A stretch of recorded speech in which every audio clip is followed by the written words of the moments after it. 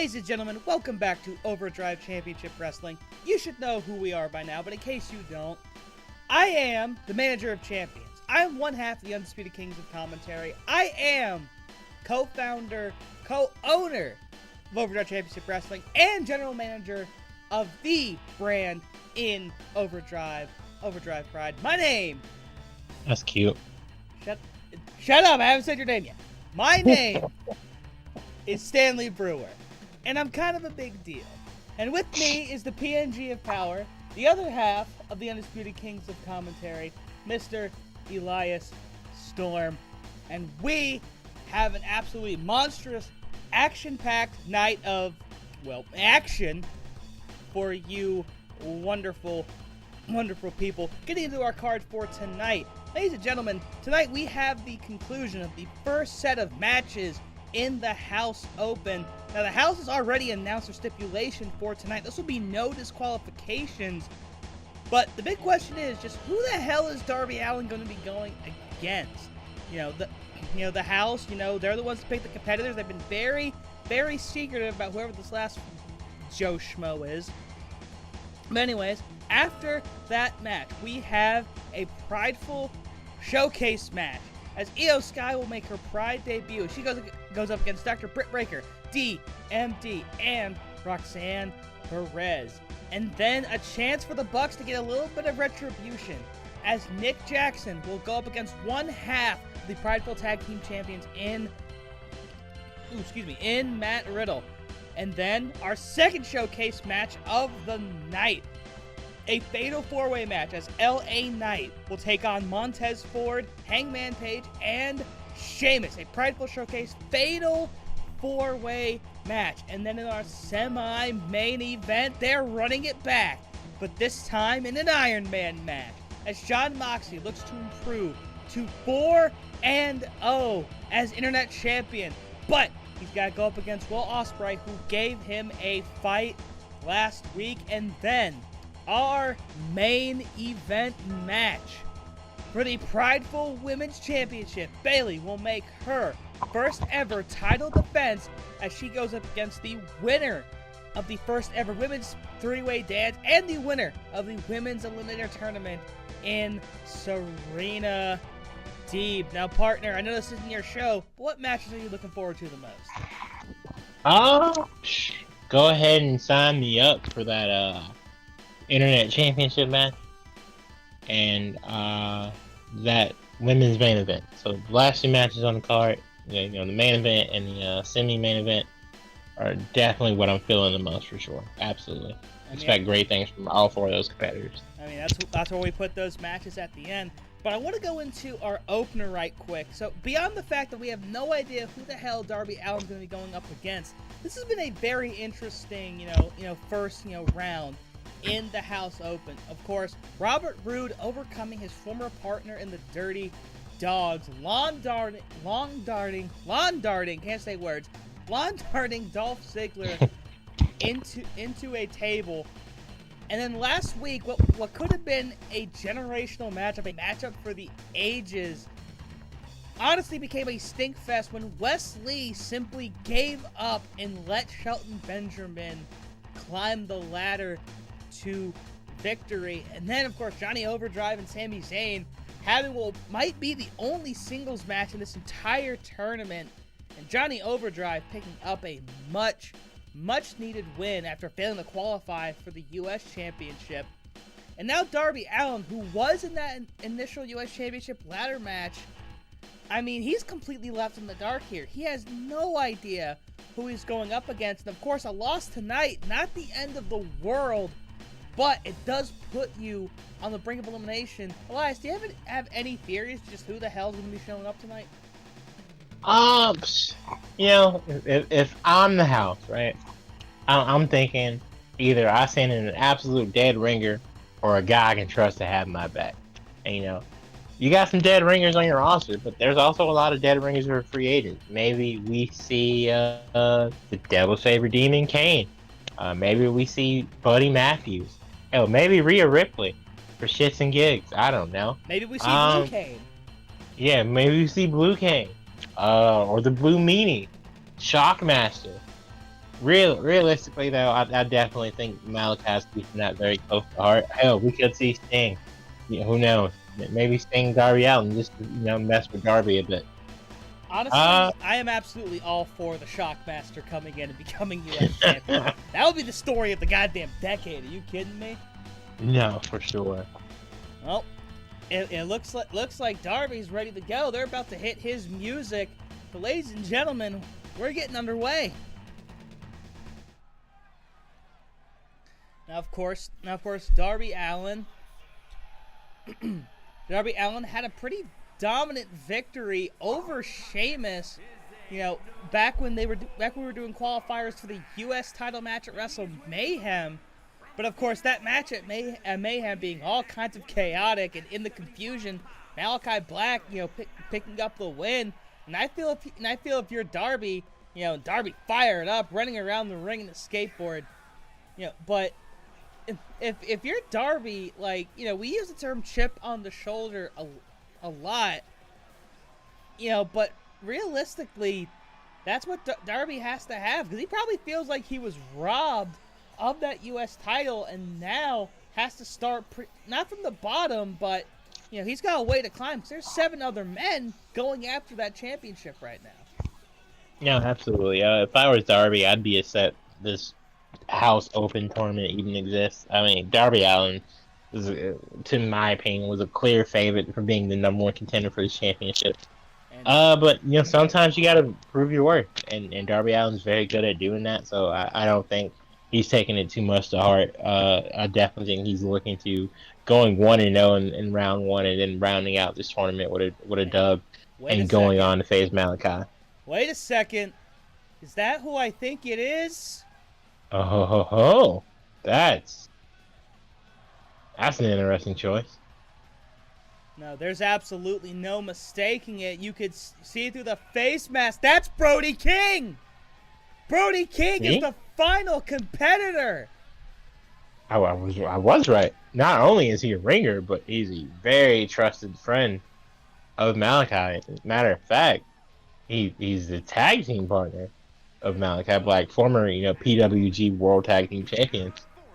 And Darby's in for a test. Brody King making his OCW debut here on OCW Pride, and he's got Darby Allin, who's been a longtime rival, in a no disqualification match.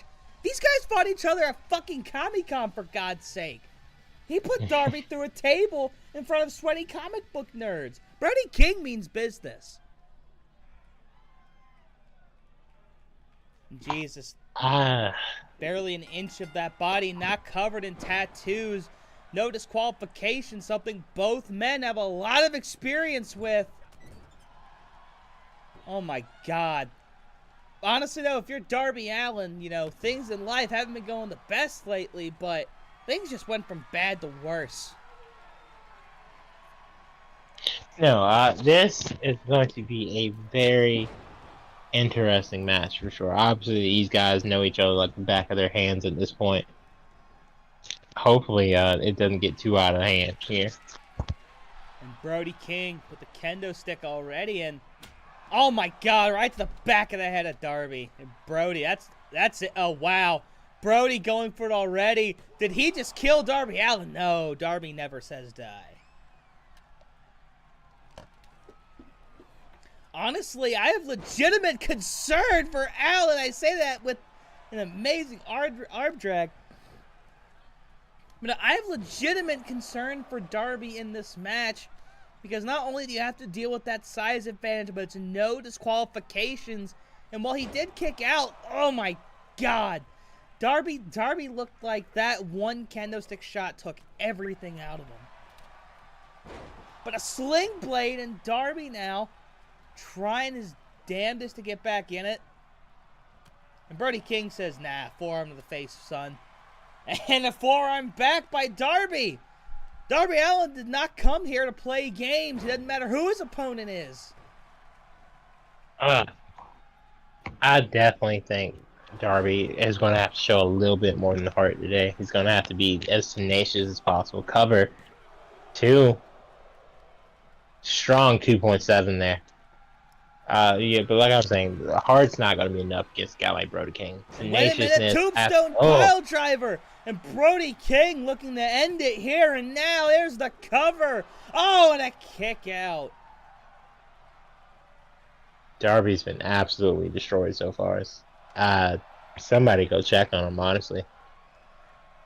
Brody with the K and no. And Brody almost looking to jump out of his boots, and he breaks the kendo stick in half. The brutality of Brody King, but Darby, he's taking everything like an absolute champ tonight. Oh, but that barricade, that's hard to take like a champ, but Darby takes it like a champ. Darby Allin. Darby Allin refusing to die here, ladies and gentlemen. And we have a classic on hand already here at the OCW Theater as Brody King. No, not against the barricade. Brody, oh my God. I think Darby's head might have skidded the barricade on the way down. Into the ring post. It's one of the hardest ring posts in all of wrestling. And now Brody. Oh my God, he's got a fucking shovel. No, Brody. That man was on sex, sent me to the ER. No. Okay. I'm sorry. I was scared for Darby Allin's well-being legitimately there. Oh my God. No, that's a valid concern, honestly speaking. Where the fuck did he get a shovel? I mean, I know where we got it, Dollar General, but why did that end up under the ring? The Darby, though, still fighting with everything he's got.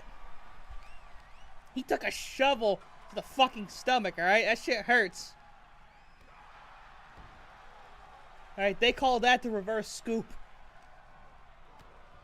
And Darby, though, what a DDT. What a DDT. And Brody crawling now in the corner. Possible cannonball by Darby. No, it goes for the drop kick instead. And that shovel that's in the ring, that shovel could still be a huge factor. Darby. Flips Lee. Looking for the coffin drop, maybe. Yes, he hits it. Here's the cover. Will that be enough?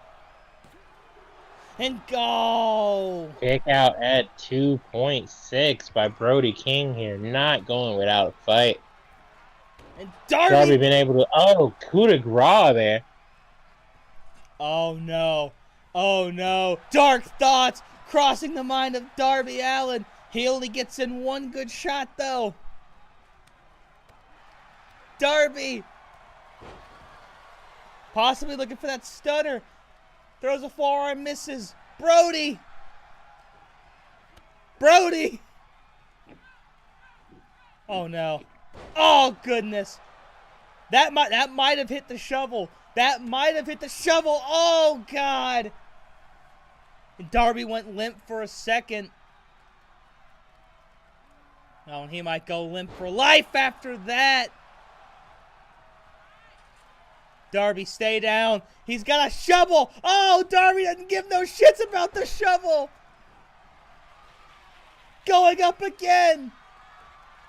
Coffin drop. Here's the cover. 1, 2, 3. Darby Allin showing that size does not matter when it comes to his heart.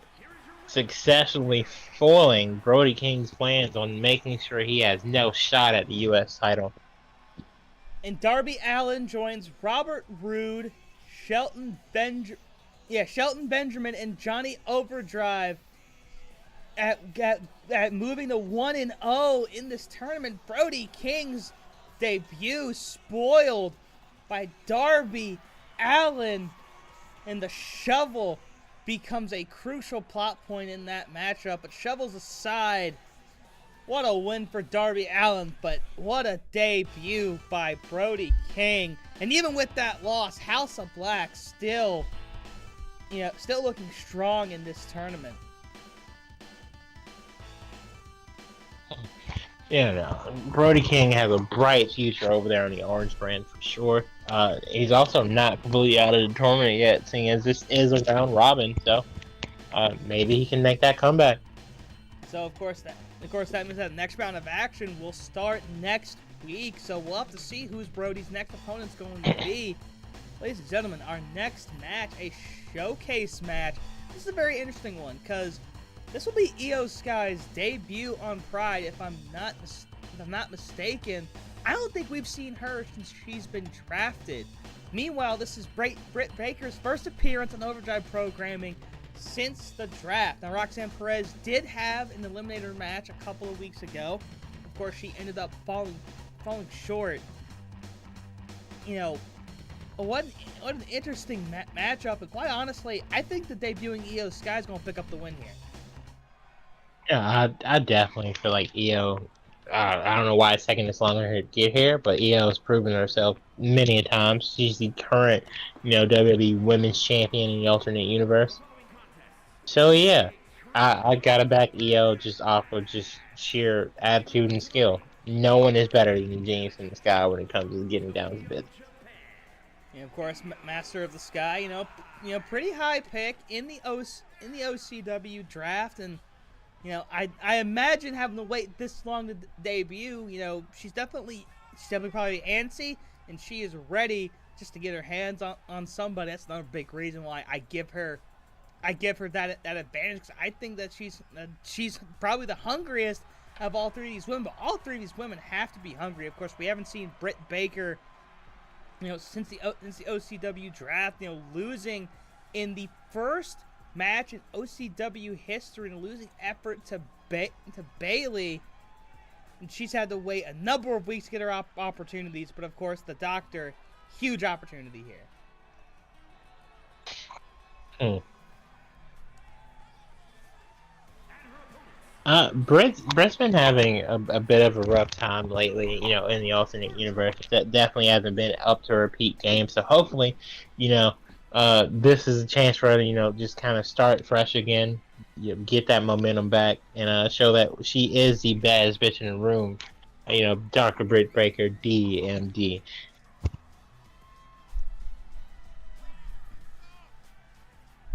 Question: does she still have her practice open? Or does she just... I want to say yeah. Yeah, I want she to say she does indeed still clean teeth. Wow. No, not clean teeth. She's a dentist, so does surgery and shit. Yeah. Well, didn't that what dentists do? Clean teeth? No. Actually, there's a distinction. Dentists do oral surgery and shit, and then there's what is it called? Practitioners clean your teeth. Yeah. Oh, so that's why all the dentist's office is often under one guy or one girl. Yeah. He is the dentist. Okay. Britt Baker is the dentist, looking to be the winner in this match, on top of being a dentist. But either way, she's getting a handsome paycheck. And meanwhile, here's somebody, one of the younger talents here in Overdrive, looking to make her impact, and of course, looking to seize upon any and all opportunities she has. Roxanne Perez, a former NXT champion, former entrant in the Royal Rumble, possibly a main roster call-up happening sometime soon, if it hasn't happened already, because, I'm slow sometimes. No, she is still in NXT, I want to say, yeah. Yes. Not for much longer, but definitely there, currently. Right? She didn't get drafted, I don't think. Nah, I know Indy got drafted. Yeah, she's still got drafted. Which I like. I like that NXT is actually incorporated in the draft now. Put him back in Survivor Series, goddammit. I want to say they are this year. Thank Christ. Anyways. Here we go. Hot start. A spine buster by Io Sky. And the way she got up slowly, she thought very highly of that spine buster. Oh my goodness. And a tag move by Perez and Baker. And of course, Baker immediately trying to break up the pinfall, and does. And now Baker is showing that, hey, there's no such thing as team-ups and triple threats. What a slam by Io, but Io kicked in the back by Perez. All three women going after each other here. And another gruesome slam by Sky. Sky out to the hottest start of all three. And the referee, I don't think the referee knows where the hell he wants to go. And Roxanne taking down Io and delivering several rights. And I think Io might already be busted open. And Perez showboating. Of course, showboating gets you almost nowhere here in Overdrive. And Britt Baker able to land that dropkick through the referee, who kept running in front of her like a parent running in front of the TV screen. A power bomb by Roxanne Perez. And Io Sky just kind of measuring up both of them. Oh my God, rolled through in a stomp by Sky.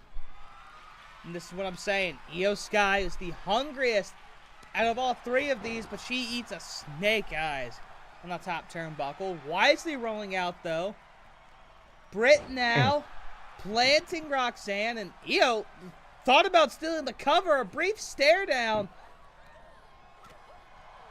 Britt working over them both. Yeah, Britt Baker taking on everybody. Io Sky taking on Britt Baker. Roxanne Perez taking on Io Sky. Iris Whip here. Arm drag, okay. And a moonsault. Roxanne. I don't know what the hell you call that, but that looked nice. I want to say it was a moonsault or at least a spinning senton. I don't know. It's some shit. We'll call it some shit. And whoa, wait a minute, Roxanne getting the kendo stick, but I guess okay, no, picking it back up and absolutely whipping, eats a monstrous cross body by Baker, who gets Hurricane Rana'd by Sky, who then goes and delivers a devastating suplex. And this is absolutely non-stop action here in this showcase match. Of course, this being the first ever women's showcase, and happy to show off the talents of three very talented individuals, and I'm very happy to see chairs coming into the mix. Of course, I'm a mark for some of that hardcore shit. Here's the cover off the chair shot, immediately broken up by Perez.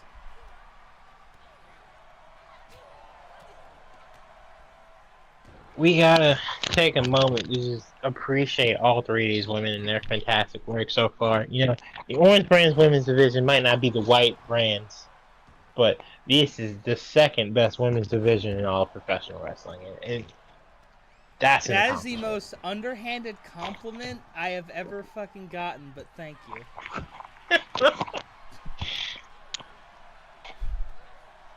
Meanwhile, Breaker throwing Io out of the ring. Ooh, and Britt with the chair. And now without the chair. Chairless in Seattle. Sunset Powerbomb out of the chair. Here's the cover. Oh, Io broke that up immediately. That would have been an amazing finish. I like the chairless in Seattle bit. Io working on the legs of Jade, trying to eliminate that sunset.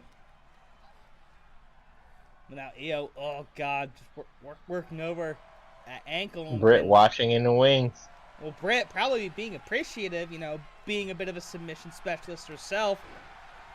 Not sure what Roxanne was going for, but it ended up landing her in trouble. Oh God, kick right to the chest. And Britt using her physicality to take on and take down everybody. Roxanne, though, a nice drop kick. Now trying to focus on Sky. And a wheelbarrow and do Hurricane Rana. Nice move by Perez. And plants her face onto not onto the chair, but the cover onto the chair. Ah. That chair giving Britt's shoulders just the extra height she needed to kick out. Don't ask me how that works. Now Roxanne rolling out the ring, and Io gonna gloat to Britt about it. And suplex, but not onto the chair. Oh, and Roxanne gonna grab that kendo stick again. Is she gonna do anything with it though? Onto the chair! What a slam by Io, but she can't go for the cover because Roxanne hits her. And now Roxanne trying to steal one. Here's the cover. Oh, a kick out by Sky. Not enough for the pinfall there, but honestly, we're getting just a little bit closer every time. Powerball, folding her over. Right into a pin. Good technique by Perez, but Sky was right there.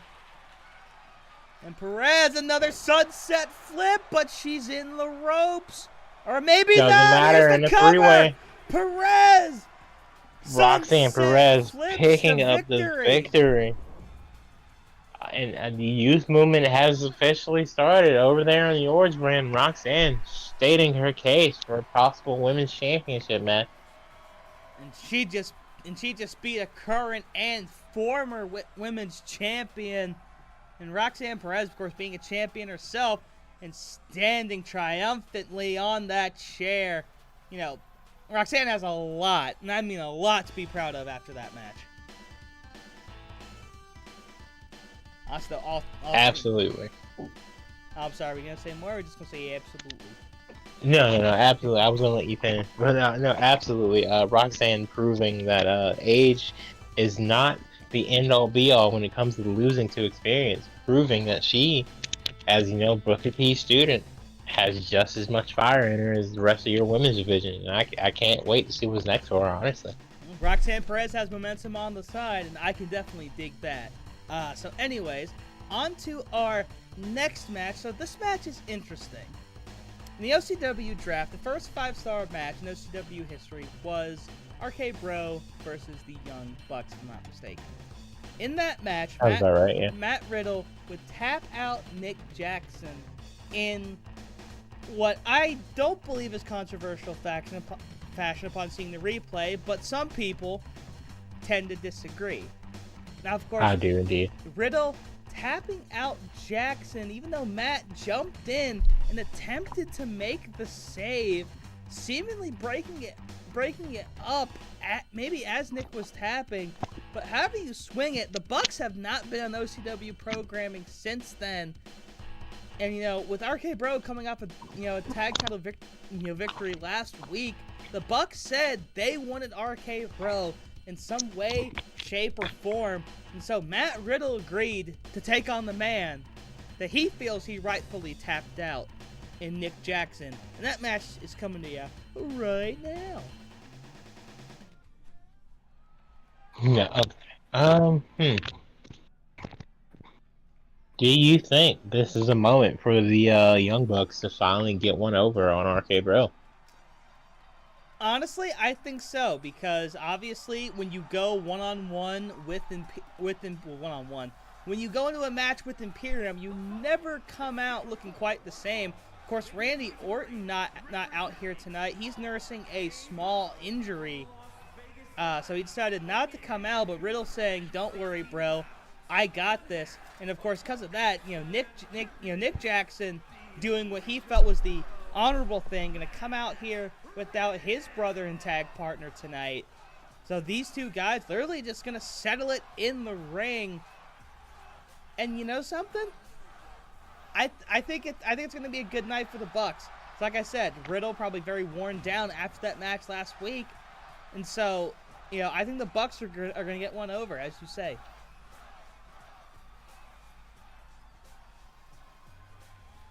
It's more along the lines of Matt Riddle can continue to show that he can make it without Randy. Obviously, in the alternate universe, he's kind of been struggling a bit, trying to find his way back.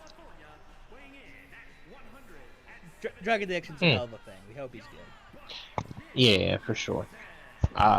Recently picked up a win with Drew McIntyre over the Viking Raiders, I want to say.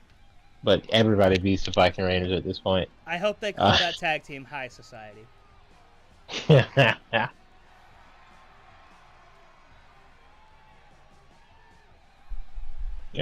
The other half of the Jacksons making his way to the ring.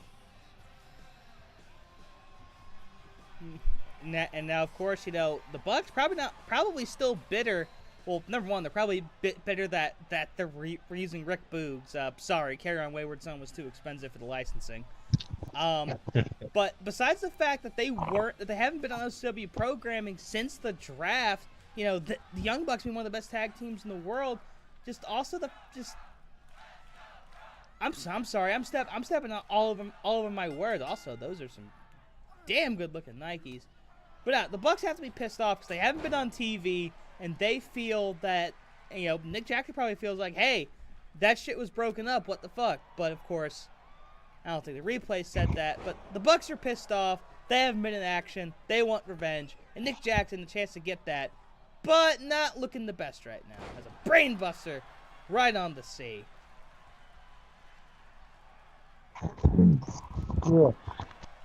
And Riddle, that stomp won them the tag titles. Of course, that going to the ass of Ray Fenix.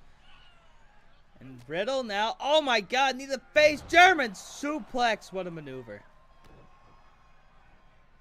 You know, very GTS-like move into that German. Possibly Riddle playing some mind games with the Bucks' mortal enemy and CM Punk and trying to get Nick to tap out quickly here, but Nick says, I feel like mortal enemy is a strong word, bud. Yeah, Nick fighting out of the submission maneuver. Matt Riddle also having a very strong MMA background. Fourth or fifth WWE superstar in history to do that. You know, of course, you know, Dana White once asked, you know, what other job could you be making, you know, 6 figures besides the UFC? And Matt Riddle found that in the WWE and probably taking out some of that old rage on Nick Jackson right now. Another kick to the face. Jackson getting absolutely beat down in this match. Going for the bro mission. And Riddle smartly blocking the ropes. This made Nick tap the first time. Will this be enough? And no, he breaks out of it and punches right to the face. Nick Jackson showing a little bit of that physicality. Definitely has to in a situation like that for sure. Oh. What a suplex! I thought we were gonna see that suplex straight. It's not. And Nick Jackson catching heavy fire right now, tripping up Riddle. What a move! Chance to capitalize. He had a little bit of distance, and he plants him on his face. And now knees to the back. And Jackson posing, possibly waiting for that super kick. No, instead a DDT from his knees.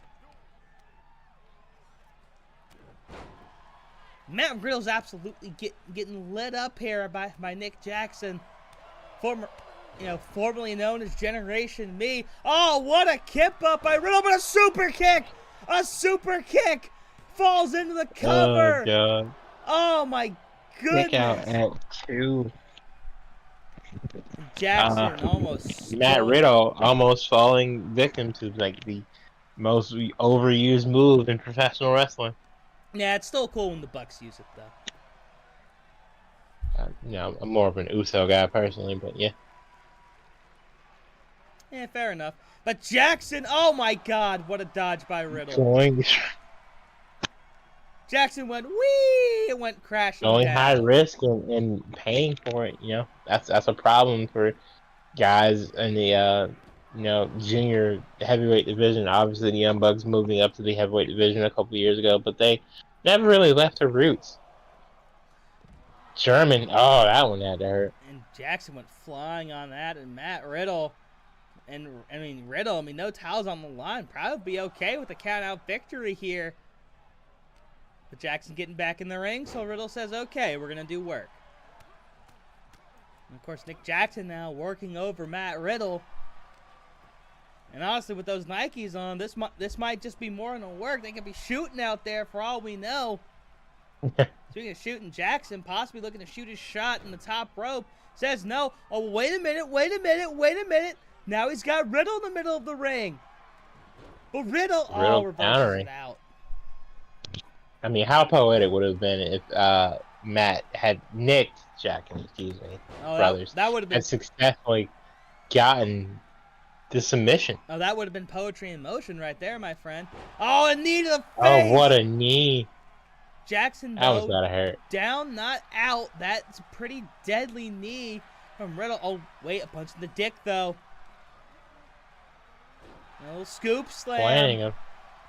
The fans going crazy for that scoop slam. And Nick. And I don't know, maybe looking to do the 5-knuckle shuffle, but he eats a German instead. Gotta stop taunting, guys. At least do it when they're you the know best. the guy's These down. are some of the best and brightest in the wrestling business. Of course, they're going to gloat because they're the best. All right, and Yeah, if they but get they're one over gloating on the best, correctly. Kip up in a spear. Is that gonna put him away? That spear out of nowhere. Sorry, partner. I know I cut you off, but that shit just came out of left field. No, you gotta celebrate moments like that. What a beautiful spear by Nick Jackson here. But no, like I'm saying, there are moments to taunt and gloat. I get it. Trust me, as the glory is ran, I'm all for it, but do it the right way. Riddle absolutely throwing Nick yet again. Don't Wait a know. minute. Oh, Bro Derek? Bro Derek. Oh, but Riddle not thinking that's going to be enough. Absolutely working over Nick here. Oh, clubbing him in the face. Oh, and I think he's busted open under that bandana. That white gear's about to come red here in a minute. Oh, Nick, though, ducks the kick. Ducks the kick. Super kick. Super kick. But he's in the ropes. Both men are down. Both men are down. Fans chanting one more time. The cover while he can. Oh, and now he makes the cover. Oh, grabbing the ropes. Grabbing the rope. Ring awareness is key. That's the second super kick. One more, and it might just very well be a party. And Nick Jackson continuing to bear down on Matt Riddle. I'll tell you, this has been a very tough, very gritty. Nick Jackson, the third super kick. Call it a party. Will that be it? No, he's going for another one. Super kick! No, it got blocked. It got blocked. Pele to the back. Oh, Riddle. Oh no. Here come the elbows, and yep. The bro mission. The bro mission is locked in. Can Nick extend the leg? No, he's going to tap. Nick Jackson once again falling. And what an to Matt ending. Riddle. What an ending to that and match. I feel like this officially silences all the doubters. The Jacksons do tap to the bro mission. And now Matt Riddle and Randy Orton both with singles victory to their names on top of a successful tag title defense. Do the Bucks continue to hunt and look for retribution, or do they? I can't say words. Or do they step down and let somebody else step up? I mean, we will see. My camera's down, but we're gonna go back here anyway. Oh, goddamn. Well, honestly, at this point, Imperium has failed. The Young Bucks have technically failed. I think it's time for some new blood in the Orange Brand's tag division. I don't know. Well, no, you can't do the Hardys because Jeff's on my brand. Can't do KO Sammy because KO's on my brand. Yeah, we kind of fucked each other and didn't give each other a reach around on that one. Right. You could do Brawling Brutes, maybe. I mean, Sheamus is obviously a guy who's looking to pick up momentum in this Fatal 4-Way coming up. But hey, who else is in your tag division? Well, another person in that Fatal 4-Way, one half of the Street Profits in Montez. Right. But of course, any of these four men could possibly get together at some point. We're certainly not against odd pairings here in Pride as well. But as of right now, all four of these men complete enemies, each of them with varying amounts of experience here on the Orange Brand, and each of them in their own right looking to make waves. Of course, Montez Ford, was last seen on the first episode of Pride, that absolute marathon match that the Street Profits had with the Lucha Brothers. And that's the tag team I was thinking of. I mean, yeah, you could do the Lucha Bros and run it back. That'd be cool. But the Tez though, Tez probably looking, a victory for him would be more than just a good singles victory, but would also possibly help, push his own, push him and his tag partner in the right direction. You know, Montez Ford and Angelo Dawkins going through a Battle Pass reskin, obviously, in the alternate universe. Aligning themselves with Bobby Lashley for basically what is Hurt Business 2.0. I wish them well in their endeavors with that. So yeah, hopefully Montez can pick up a victory here tonight, not only trying to push himself into the U.S. or Galactic Championship, division talks, but maybe start to pull up that momentum for the Street Profits when it comes to those Prideful Tag Team Championships. And from the looks of it right now, RK Bro has them in chokehold. Yeah, and you mentioned, possible singles momentum for Montez. People have been saying for years that Montez Ford should be a single star. Of course, he probably is one of the best performers in WWE right now. And of course, in Overdrive, so a win tonight, could be huge, could be a step in a brand new direction. But now here comes LA Knight, who's had one match in Overdrive so far. Of course, him being one of the first surprise, debuts following Wrestle Mayhem, debuting against Malachi Black, and LA Knight probably having to feel shafted that he wasn't included in the House Open after having that match with Malachi Black.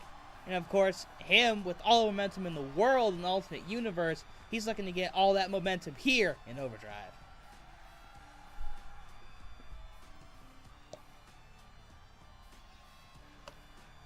Of course, the megastar still as popular down here as he ever has been.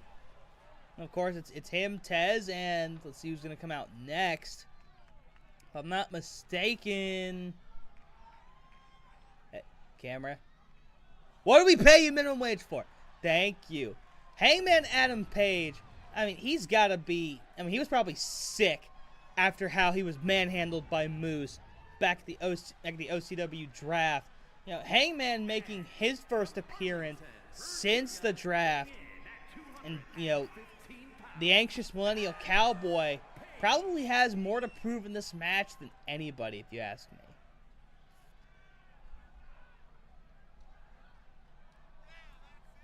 And of course, I hate that we couldn't get his music, but hey, you have to make budgetary cuts when you can. And the fans not seemingly giving the former AEW champion any credit here. The response being absolutely apoplectic. I think fans are looking more so at the pyro. It's still going up on stage. Can you fuckers put that shit out? If you light my hair on fire, one of you is getting fired. Anyways, Hangman Page climbs into the ring. He's got a hell of a mountain to climb tonight. But a win tonight would be an excellent start in moving forward.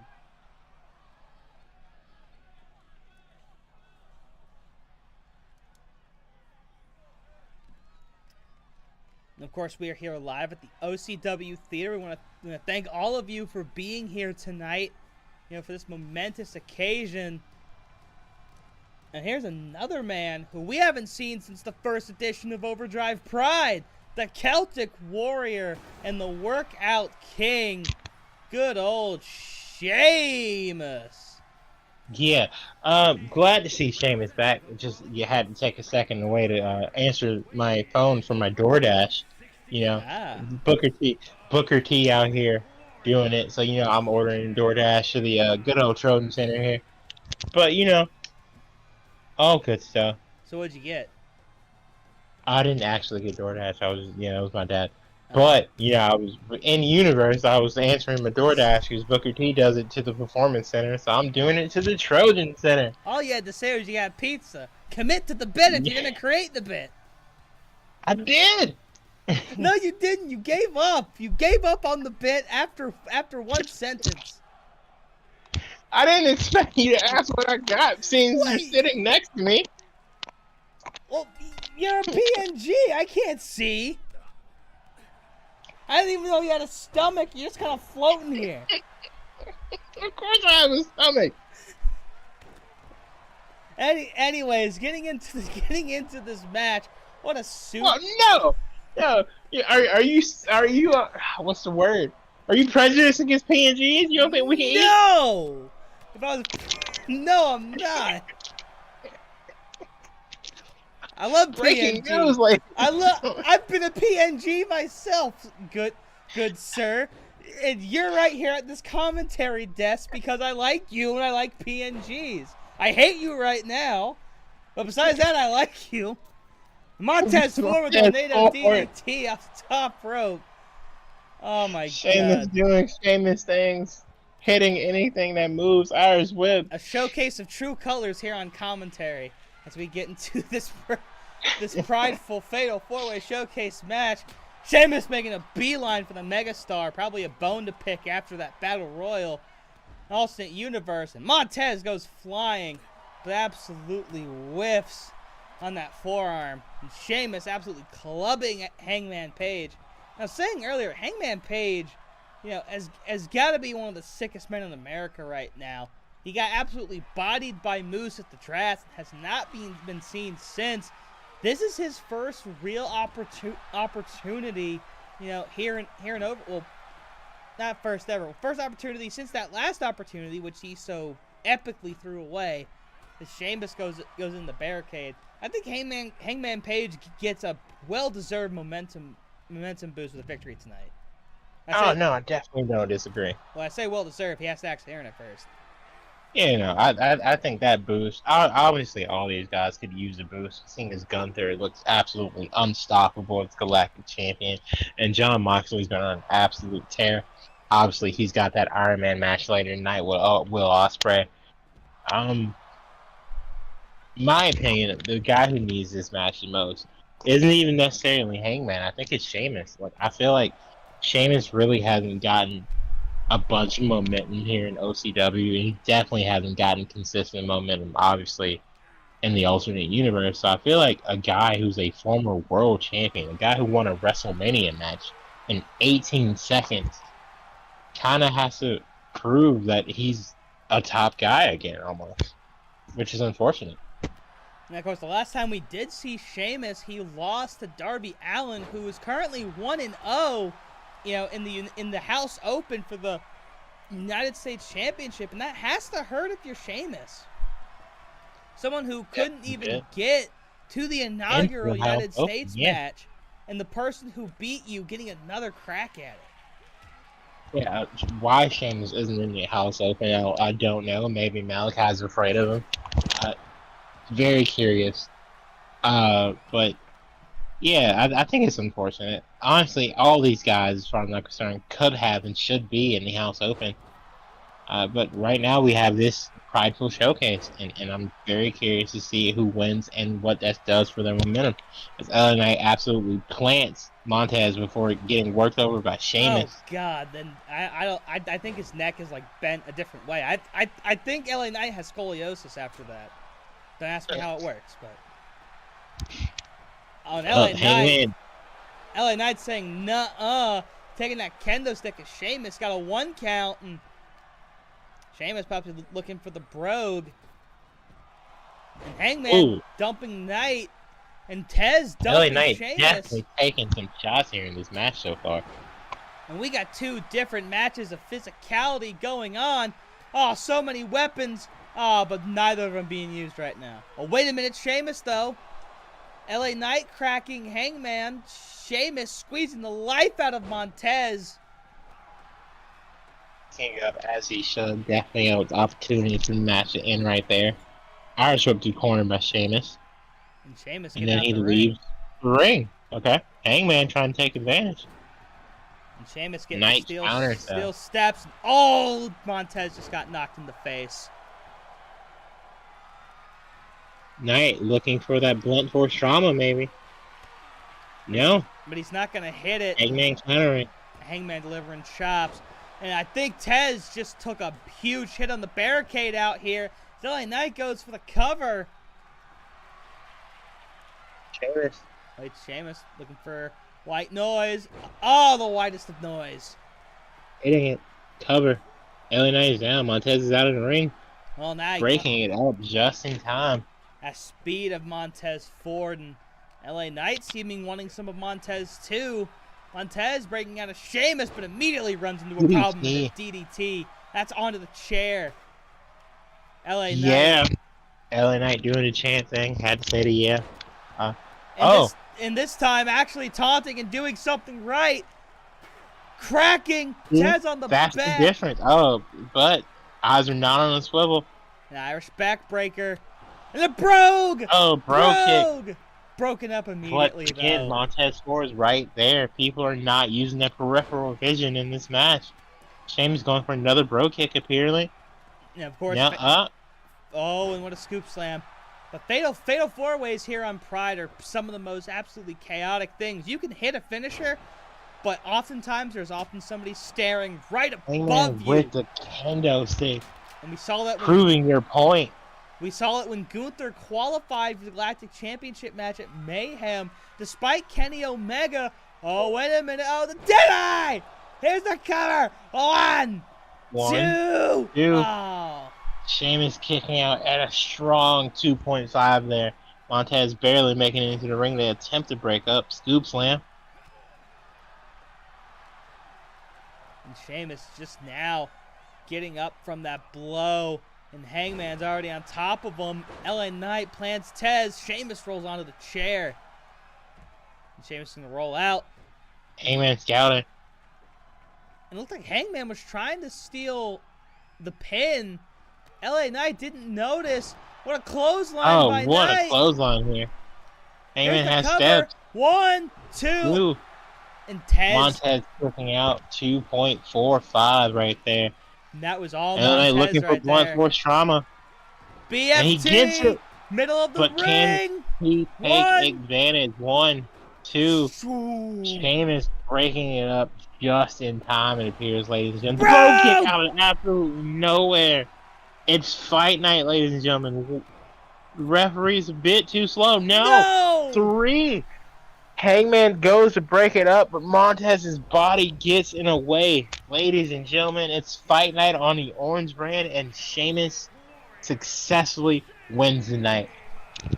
And Sheamus taking advantage of that BFT by LA Knight that got Montez out the way, hitting his own bro kick in a much needed win for the Celtic Warrior. What a match! And up, and I'm still invisible. What a match, fella. I definitely expect you to continue to climb up the ranks. Welcome back to being visible, sir. Hopefully, this aligns Sheamus with a future opportunity against Gunther, because obviously we know how hard-hitting that match can be. Definitely looking forward to what is my opinion is going to be match of the night. We've got Will Ospreay in a rematch with Jon Moxley in a... go ahead and let the people know what type of match this is, Stanley. Ladies and gentlemen, well, I didn't want to do 2 out of 3 falls because that's kind of your thing, and I try to be a bit more original if I can. So I thought instead, hey, let's give these guys about 15 minutes to beat the hell out of each other. Whoever has the most pinfalls wins. Ladies and gentlemen, this is an Iron Man match. So you're ripping off my women's division instead of my men's division. Got it. No, fuck off. Fuck off. 2 out of 3 falls was right there, and I said no. I said no. Okay. You're going to give me this. You're going to give me this, you PNG like Becky Lynch. Shit. Like Becky Lynch hasn't absolutely been killing it with 15 minutes of utter domination. But, I get it. Let me have this. You never let me have anything. The only thing you ever let me have was Ryan's mom. Well, first of all, Ryan, I don't know what he's talking about. So that's between you. He can't hear us up here. You know that. But yeah, no. So I'll let you have this one. But I'm gonna put that in my back pocket. Anyways, here Ospreay absolutely looking pumped. Last time he was in the room with Moxley, didn't go too well. Yeah, but Ospreay taking Moxley to a certain limit. Of course, Moxley looking for that 4th win, but Ospreay looking for his first win here in Overdrive. He is winless in his 3 previous matches, and Moxley, of course, Moxley has not lost, not since getting the Internet Championship, and never since. But the fact that we're even having this rematch just shows that Ospreay the Ospreay is just different from who Moxley's faced so far. We had to give Ospreay a second chance, and Moxley's might have to fight for his very life in this matchup. I definitely think with 15 minutes and guaranteed, no matter what happens after that first pinfall, Ospreay has a shot, and I think that makes him very dangerous. Why do you say no matter what after the first pinfall? Well, because obviously the last time these two faced off, one pinfall decided it. So, regardless of who gets that first fall, they've still got however much time is left. And I think that's going to make the difference here. Obviously, they went about 10 minutes last time. So, with an extra 5 minutes and a guarantee that no matter what happens, one pinfall isn't going to do it, I think I kind of have to give advantage to Ospreay just because from his sheer determination and durability. Obviously, Jon Moxley's no, paperweight, but Will Ospreay, as we've seen in his matches with Kenny Omega and Okada, can take a lot of damage and dish out just as much. Not saying that Mox can't, but I think there's just such a chip on Will's shoulder that'll give him the edge here tonight. The fans actually willing Ospreay on in this match. Honestly, I think the fans seem to like both these guys. Of course, Moxley standing there stoically. He hasn't let anybody get to him. So, fork or a screwdriver or a blade or a barbed wire baseball bat or a table or a pizza cutter or glass. Well, listen. Or thumbtacks. He has his toys and he likes to play with them, alright? Fair enough. But anyways, no toys in this match, though. This is just going to be you can bring out the toys. The problem is, if you use them, you get in trouble. I.e., your opponent gets a pinfall. If I use a chair, and I beat the shit out of you with it, and then you get a fall, but then I pin you and get a fall, and I hit you with my finisher and get another fall. You can do that. We've seen that before. And it's funny. Alberto Del Rio won the United States Championship like that, That's amazing. I actually didn't him know. Oh my god, what a neck breaker! Oh man. And Moxley going for a fast fall. Oh, Ospreay picks out a 1. This is a fucking New Japan match, dude. Yeah, him and Samurai Del Sol, a.k.a. Kalisto, had a 2 out of 3 falls match, and Alberto just beat the shit out of him with a chair. And then I want to say he won 2 straight after that. But yeah, it's definitely a method. Of course, will either men resort to that method, or will they keep it sacred on the mat on a DDT by Ospreay? And Will Ospreay off to a hot start. He goes wee and hits Moxley. We're not even 2 full minutes in yet, and Will Ospreay is already fleeting himself across the ring. Oh, but face first to the hardest barricade. Jon Moxley knows the weapons he can legally use, and that barricade's a bona fide weapon. Oh. Another neck breaker. Count of 4. Will we see a countout be the first fall in this match? Wouldn't be the first time. Oh my god. Pumping out neck breakers like it's Randy Orton against the entire roster. Another one. Third cutter to the outside here. Will Ospreay gotta be feeling that one, seeing as he also uses the move, his ring, the springboard version. Mox making his way back to the ring. Count of 7. Ospreay still kind of out of it. Count of 8. Ospreay. Referee's discretion, obviously. Ospreay still dazed. Count of 9. Will Ospreay make it? Yes, he does. No falls. He trips out Moxley in the process, who wasn't looking. Irish Moxley whip. Thought he had that. What a head scissors. Into? Oh, all right. And another head scissors. And what's Ospreay thinking? Oh, whatever he was thinking, Moxley said, "Go fuck yourself hard." Pause. Moxley. And then he said, "Fuck your mother while I'm at it." Tombstone pile driver. But he flung Ospreay right into the ropes. Oh, Ospreay's back up. That's how you know this is the New Japan style match. Ospreay. Ospreay. Yeah, there we go. Oh. Kick. Looking for another kick. Ospreay again. Wait, slides Dropping down. Hurricane. Another head. Here's the cover. Oh, One. kick out at 1. Both Finn's Not pinfalls in this enough. match have just been at 1. Oh, wait, paradigm shift. Out of nowhere. Here's the cover for the first pinfall. Oh, Kick out Ospreay. at 2. Refusing to give Moxley even an inch.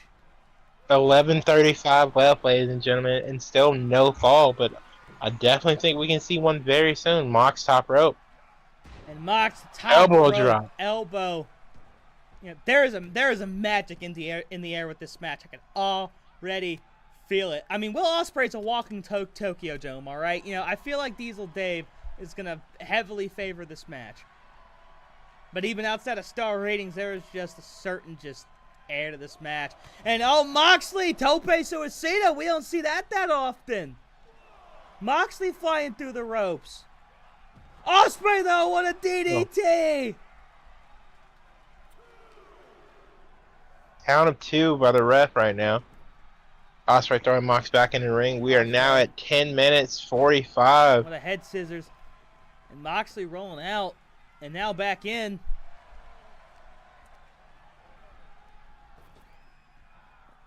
Oh, Moxley, whoa! Grabs him and hits a DDT. Of his own. But a kip up! And Ospreay flying nothing. Moxley plants him. Looking for another paradigm shift here, ladies and gentlemen. Paradigm shift number 2. Oh no, there's a brainbuster instead. Here's the cover. 1, 2. 2. First pinfall. 3. Moxley hitting the elevated paradigm shift, you know, a little bit different from the old school Dirty Deeds. Being able to pick up that pinfall, you know, that extra height, and then dropping your head just enough to get Ospreay to be down for 3 seconds. And Moxley taking a moment. And we just got past the 5-minute mark. Just under 10 minutes remain. Ospreay, though, looking to turn it around. Oh, airplane spin into the head scissors takedown. Ospreay looking for an opportunity. Oh, looking for... Oh, he wanted that cutter, but got countered. And Moxley again, top rope, looking for another Macho Man-esque elbow drop. No, leg drop. He dropped the leg, gotta brother. Hurt. He dropped the leg. Full weight's gotta be there for sure. And looking for another tombstone. Oh, another pile driver, absolutely. Or not that one's gotta hurt. Same concept. I mean, they're all dropping the guy on his neck. It hurt. It hurt. 1, second pinfall. 2, Ospreay's down 3. 2-0. This is looking very similar to Becky Lynch. Ospreay. But can Ospreay complete the comeback? I thought he was going for the Oz cutter, but no. Springboard, head scissors.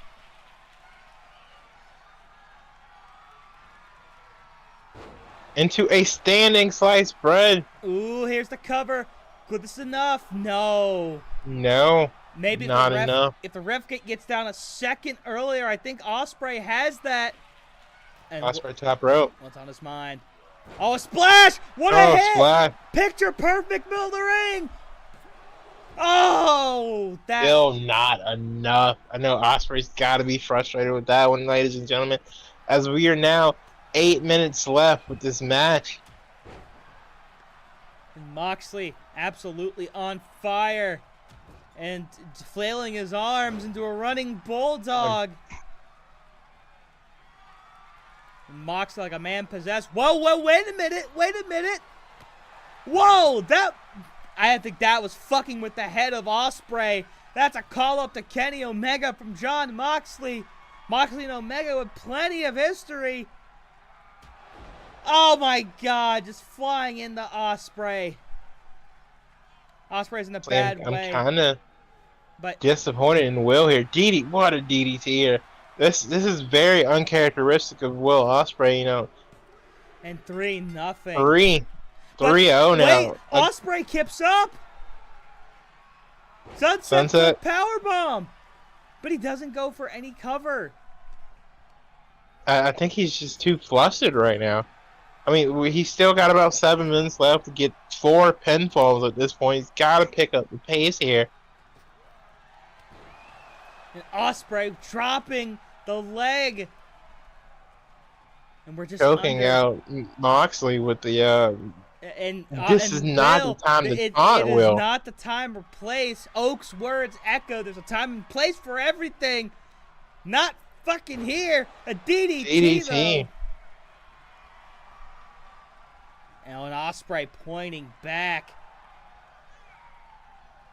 I think Ospreay's pissed about that send up to Omega. And Ospreay's got to stop with the fucking head scissors. He needs to hit that Cutter. He needs to get a pinfall, and he needs that now because he's already in a bad way, down 3-0. I just don't know what to say at this point, honestly. Will Ospreay not only letting himself down, but I feel like letting the fans down. Another paradigm shift. That could be it for Ospreay. 4-0. 1, 2, 3. Very, very similar to Becky Lynch here. Obviously, Jon Moxley, very intimate with her husband, Seth Rollins. So maybe he's just taking inspiration from a fellow former coworker. I don't know what to say here, ladies and gentlemen. Ospreay fighting hard, but Moxley just getting all the opportunities in the world. Another paradigm shift. That's brutal. This is Jon disgusting. Moxley making a statement. Honestly, as far as I'm concerned, you should just reward Moxley with a win for every pinfall at this point, because this is disgusting. As far as I'm concerned, Jon Moxley is now 8-0 as Internet Champion, because this is ridiculous, ladies and gentlemen. But he still has 5 more minutes with Ospreay. Another point, another send up to Omega. Jon Moxley just has 5 more minutes to have his way with the leader of the United Empire. But whoa, Ospreay! Okay, he's back up. I mean, he has impossible ground he has to make up. Yeah, but the Commonwealth King is down 5-0 here, ladies and gentlemen. We've got to see like an Cutter, or Storm's hidden something. Like Hidden Blade, Stormbreaker, Cutter. Hell, I haven't seen the corkscrew shooting star press from him since like 2016, but he has to do something. A face buster, but Ospreay not going for the cover. And maybe he's looking for a move that could put Mox down. What a sling blade. Roll through. Drop kick. And the kid doesn't go for the cover. He's taking too many hits. Standing sliced bread. Sliced bread, and the referee took forever. Oh my God. If I'm Will Ospreay, I'm hitting the ref with a super kick at this point. Because Jesus Christ, man. Hurricane Rana this time. And Ospreay, another standing sliced bread. Just trying desperately to get any kind of momentum in this match. And finally a picking pinfall. Up a pinfall. But he's got to... Oh, springboard drop kick. That looked brutal. He's got to go for another cover very soon here. Ospreay marking Moxley. No. Oh, Mox counter. What a power bomb. And 3 minutes left, and Ospreay's got 4 pinfalls. Just, I mean, that's like a pinfall in half a minute. I don't even think that's possible. Realistically, he needs one every 25 seconds at this point. And I just don't think Mox again with the Suicida. I don't think we have the time. I think Moxley just sealed it with that one. What a dominant performance by Moxley. If he could just pin him on the outside, he could. Ooh, Falls Count Anywhere Iron Man match. That'd be pretty cool. Yeah. Moxley working over the aerial assassin here. Again, Ospreay, ladies and gentlemen, we're down to 2 minutes and 10 seconds. If Will has any hopes left, then he's got to do something and pick up 4 falls, basically, And 2 apiece in the next few minutes. And Moxley just seals it without any shadow of a doubt. Yeah, no. 100% sealing it now. 6-1. We've got to stop this match for Will's health at this point. Another pile driver. And Ospreay just trying to end the match with just something to hang his head on. But I think he's only going to be able to hang his head in shame after this.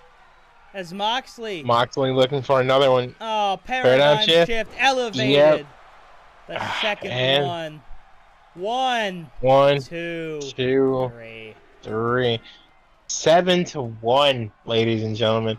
And with that, Jon Moxley officially takes another paradigm shift. The record for most falls in an Iron Man match. And he makes that 8. With 8. In all of Overdrive history, Becky Lynch having 6 in one match. I think Moxley just passed Cedric's pinfall record. No, because realistically, I want to say Becky has it with 11 in Iron Man matches alone. But yeah, no, it's definitely up there now. Obviously, we'll have to have our record keepers take a look for sure. But Moxley with 8 falls officially takes the single match record for Iron Man matches. Becky Lynch currently still holding on to the record for total cumulative, I should say, Ospreay with just 11 for some kind of sign. Ospreay picking up his 2nd fall, but honestly, ladies and gentlemen, it's about 8 minutes too late. I mean, he's just trying to improve his stock in any way that he can. 3, 2, 1, ladies and gentlemen, and the match ends with both men standing tall, but the record will show Jon Moxley 8, Will Ospreay 2. And not an Os Cutter was hit in that match. And Jon Moxley no Os Cutter. 17 paradigm shifts. The paradigm no hidden blade. Shifted. No Stormbreaker. Absolutely. This has got to be one of. I don't know. Even in Becky's 2 matches where she definitely took the lead, her opponents definitely gave a lot more fight, in my opinion, than Ospreay did, and I think that's just unfortunate. And Will Ospreay still searching for that first win here in OCW, but Moxley making just more of a statement than you could ever hope for. And speaking of statements, I'm about to make a huge statement, a huge announcement. While Moxley may have just put himself already in the world title picture with how dominant that victory was, ladies and gentlemen, next week, for the first time, our Galactic Champion Gunther will put his belt on the line. And it will be against the one, the only, the visionary, Seth Rollins, who's coming off of victories over Kenny Omega and Moose. And that's going to be a hard-hitting affair. That will be our main event next week. But you have to think Moxley's watching in the shadows for that one. No, absolutely.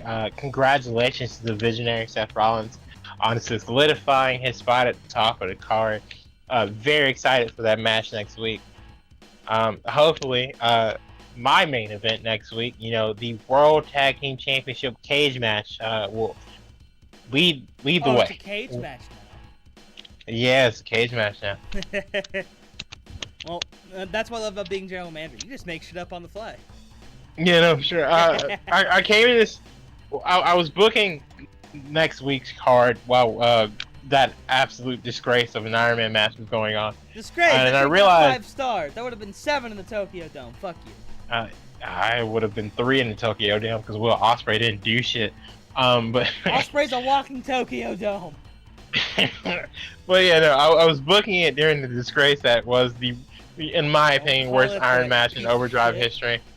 Yeah, the worst Iron match in Overdrive history. Shut up. And I realized that FTR and Judgment Day have kind of been winning matches that kind of seem not that great on paper. You're just biased that New Day didn't win. No, I'm not, honestly. New Day not winning is fine. It happens. But I don't like the way Judgment Day became champions. Them defending those titles also wasn't the greatest match. So I feel like, you know what? There will be no countouts. There will be no like tic tac moment bullshit. No, 100%. We're gonna have a steel cage match, and it's gonna be bloody and hard hitting, and we're gonna show that we're a tag division that deserves to be here, because righteously it's not looking as good as the prideful tag division, and I hate that. So we're gonna prove next week that we not only do we have the A women's division, but we have the A tag division, because we know we have the A mid card. The International Championship is the workhorse title. But that's not here nor there. We're taking away from a monumentous opportunity for Serena Deeb, and I, for one, as a big fan of hers, want to give her credit. She won that three-way dance. She's earned this opportunity, and I think Serena Deeb walks out tonight prideful women's champion. Well, and don't forget, she tapped out Raquel Rodriguez in that match. That is absolutely no small feat.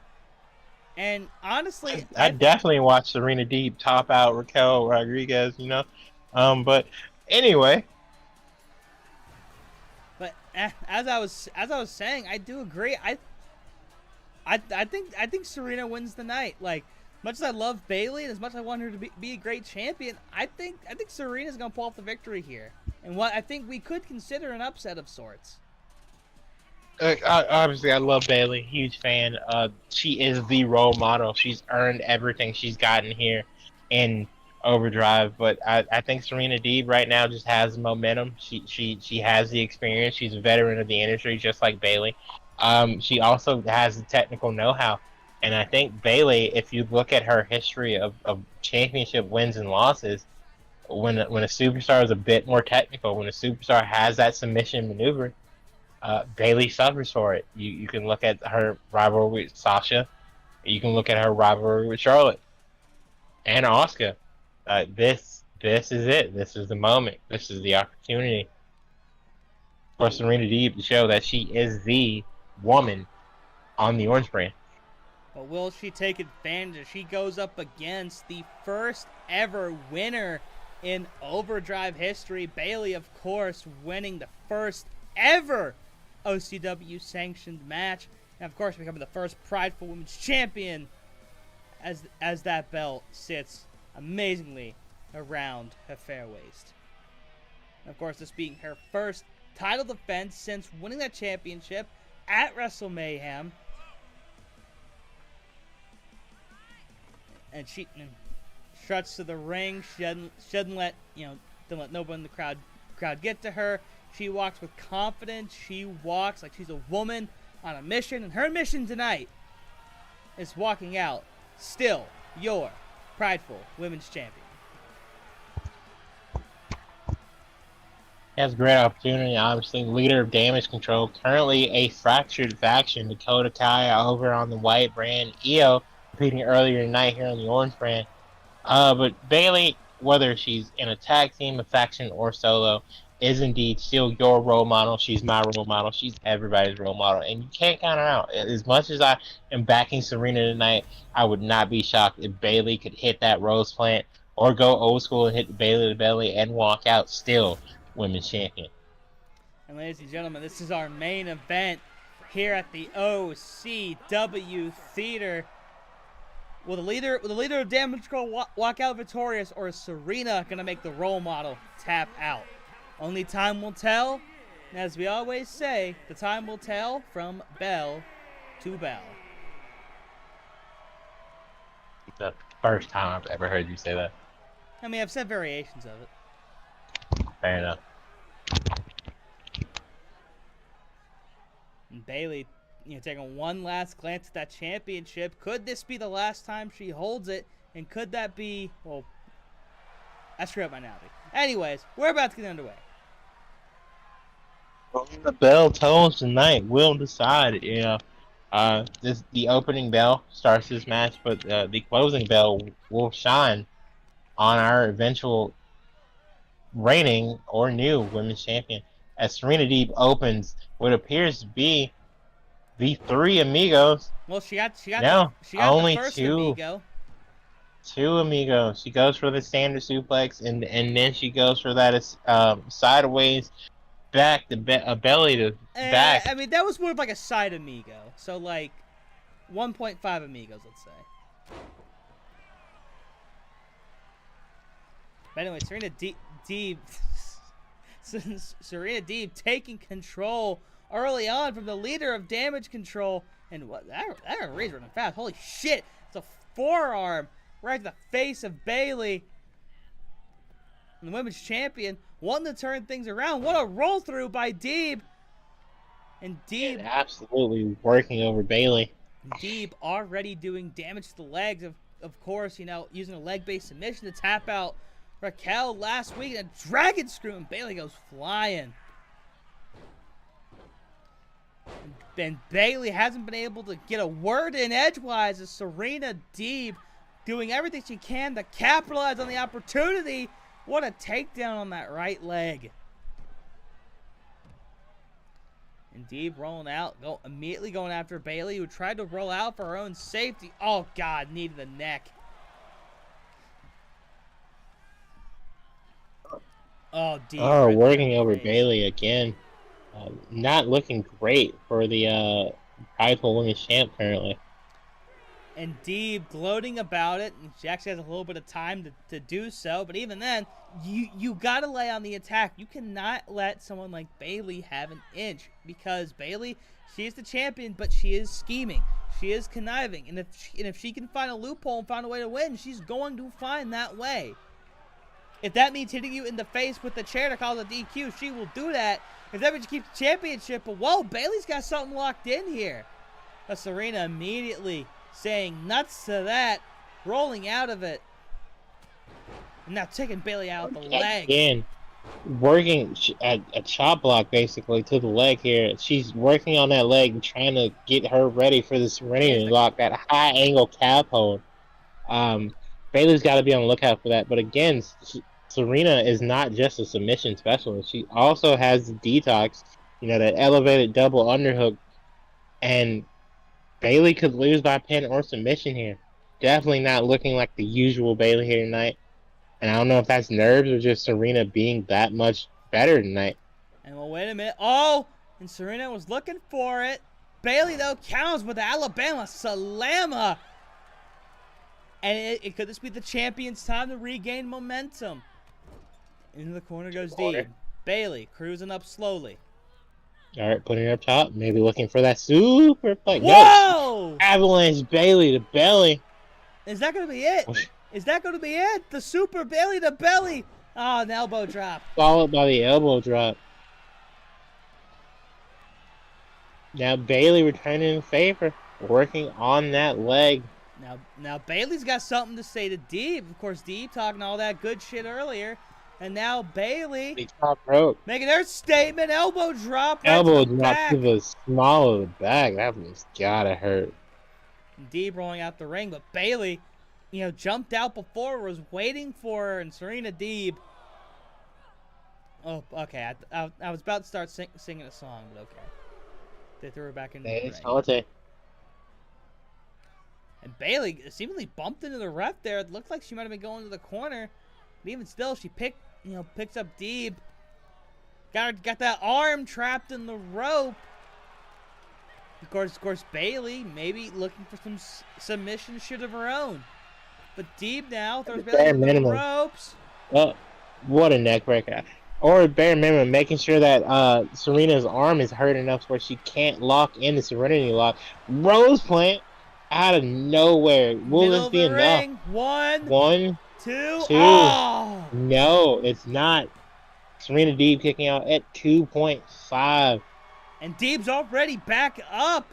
Serena Deeb showing just how much tonight means. A lateral press. Bayley goes crashing down. And Deeb, oh, she got locked in. She got locked in. Looking for the Serenity Lock. This Will is this what be enough? ended Raquel last week. Bailey, though, she has just a little bit to go to the ropes. Oh, and she's going to power out of it instead.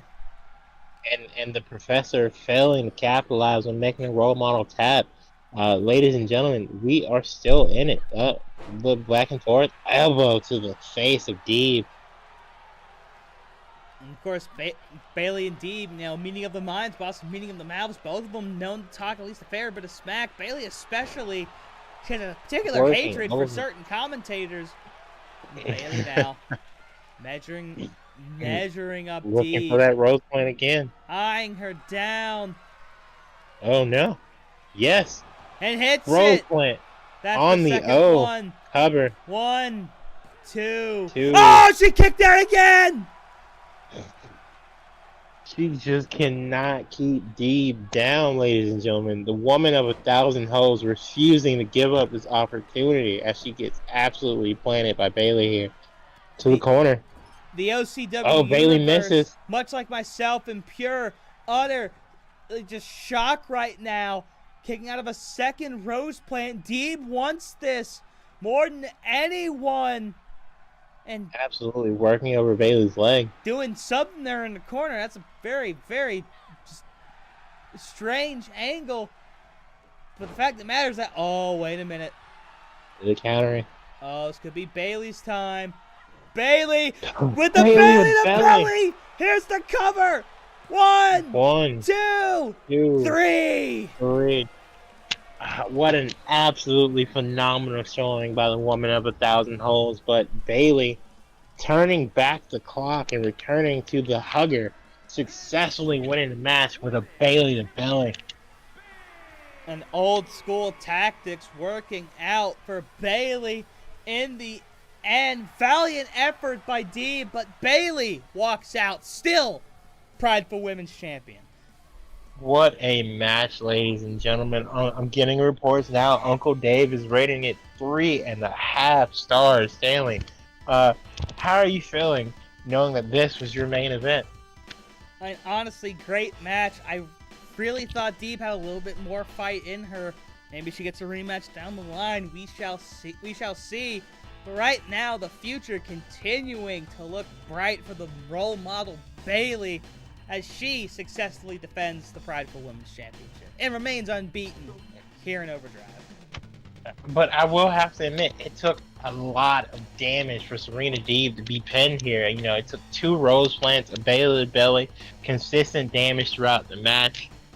And again, she worked over the leg quite a bit. I think if she had gotten the Serenity Lock in one more time, that might have been it. But Bailey proving why she is the role model, ladies and gentlemen, and fighting off all comers so far.